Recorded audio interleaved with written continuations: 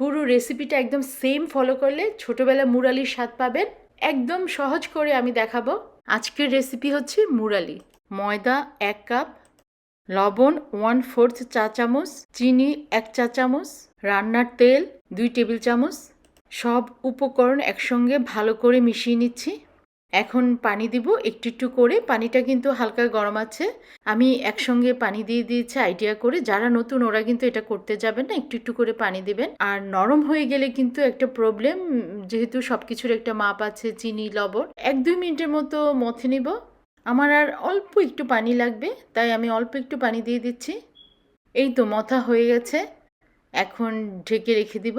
10 minute পরে ডোটা একদম সফট হয়ে গেছে, একেবারে সফট।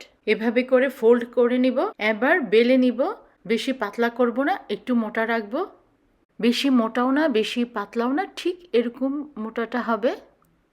এখন মুরালি সাইজ করে কেটে নিব।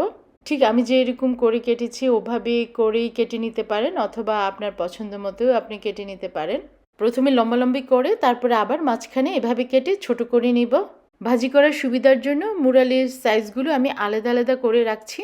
ডুবো তেলে ভাজি করব। রান্নার তেল একটু বেশি করেই নিয়েছি। একটা ডোয়ের কিছু দিয়ে দেখছি, সাথে সাথে যখন উপরে উঠে যাবে তার মানে তেলটা গরম হয়ে গেছে। তেলটা মিডিয়াম হিটে গরম করেছি এবং ভাজিও করব মিডিয়াম হিটেই। যতক্ষণ ভাজি করব ততক্ষণ পর্যন্ত মিডিয়াম হিটেই রাখবো। চুলাটা কেমন থাকবে এটা কিন্তু একটা ইম্পর্টেন্ট টিপস। কথা বলতে বলতে ফ্রাই প্যানে কিন্তু মুরালিগুলো দিয়ে দিলাম। ভিডিও রিলেটেড কোনো প্রশ্ন থাকলে কমেন্টস করে জানাতে পারেন। একটার সাথে যেন একটা না লেগে যায়, তাই হালকা করে একটু নাড়াচাড়া করে দিচ্ছি।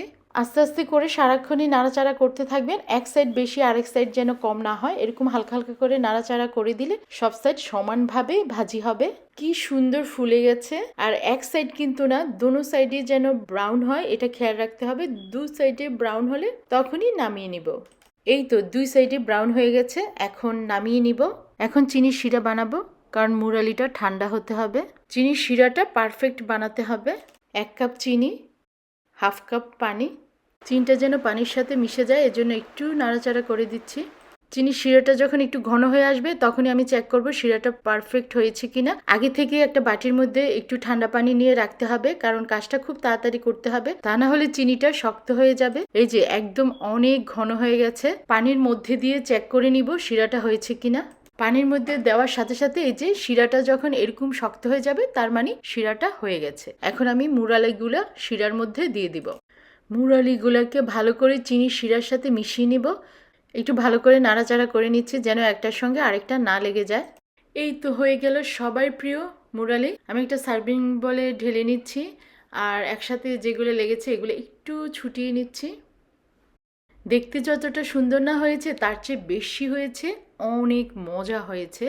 আমি খেয়ে তো অবাক, এত মজা কিভাবে হলো, এত মজা। একবার বানিয়ে দেখতে পারেন বিশ্বাস না করলে।